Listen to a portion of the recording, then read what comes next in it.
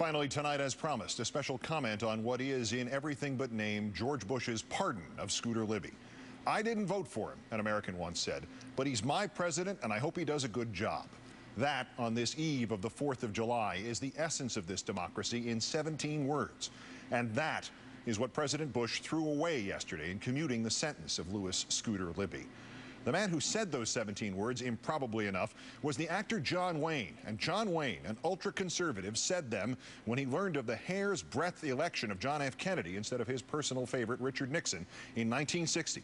"I didn't vote for him, but he's my president, and I hope he does a good job."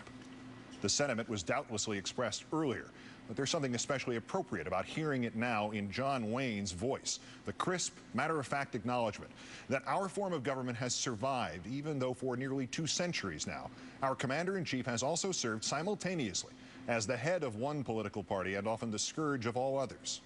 We as citizens must at some point ignore a president's partisanship. Not that we may prosper as a nation, not that we may achieve, not that we may lead the world, but that merely we may function. But just as essential to the 17 words of John Wayne is an implicit trust, a sacred trust, that the president, for whom so many did not vote, can in turn suspend his political self long enough and for matters imperative enough to conduct himself solely for the benefit of the entire republic. Our generation's willingness to state we didn't vote for him, but he's our president and we hope he does a good job, was tested in the crucible of history and far earlier than most, and in circumstances far more tragic and threatening. And we did that with which history tasked us. We enveloped our president in 2001. And those who did not believe he should have been elected, indeed those who did not believe he had been elected, willingly lowered their voices and assented to the sacred oath of nonpartisanship. And George W. Bush took our assent and reconfigured it and honed it and sharpened it to razor-sharp points and stabbed this nation in the back with it. Were there any remaining lingering doubt otherwise, or any remaining lingering hope? It ended yesterday when Mr. Bush commuted the prison sentence of one of his own staffers, did so even before the appeals process was complete, did so without as much as a courtesy consultation with the Department of Justice, did so despite what James Madison at the Constitutional Convention said about impeaching any president who pardoned or sheltered those who had committed crimes advised by that president. Did so without the slightest concern that even the most detached of citizens must look at this chain of events and wonder, to what degree was Mr. Libby told, break the law however you wish, the president will keep you out of prison?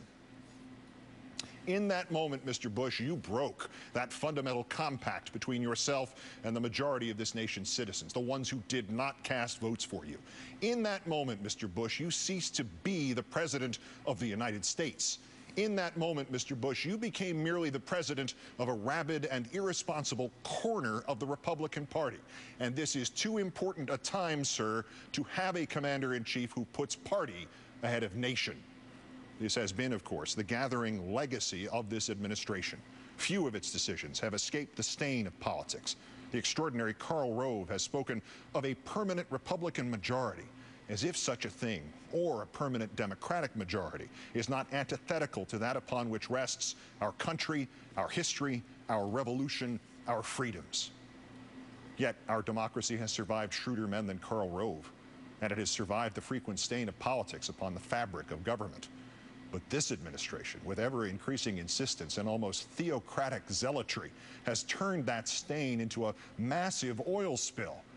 The protection of the environment is turned over to those of one political party who will financially benefit from the rape of the environment. The protections of the Constitution are turned over to those of one political party who believe those protections unnecessary and extravagant and quaint. The enforcement of the laws is turned over to those of one political party who will swear beforehand that they will not enforce those laws. The choice between war and peace is turned over to those of one political party who stand to gain vast wealth by ensuring that there is never peace but only war. And now, when just one cooked book gets corrected by an honest auditor, when just one trampling of the inherent and inviolable fairness of government is rejected by an impartial judge, when just one wild-eyed partisan is stopped by the figure of blind justice, this president decides that he, and not the law, must prevail. I accuse you, Mr. Bush, of lying this country into war. I accuse you of fabricating in the minds of your own people a false implied link between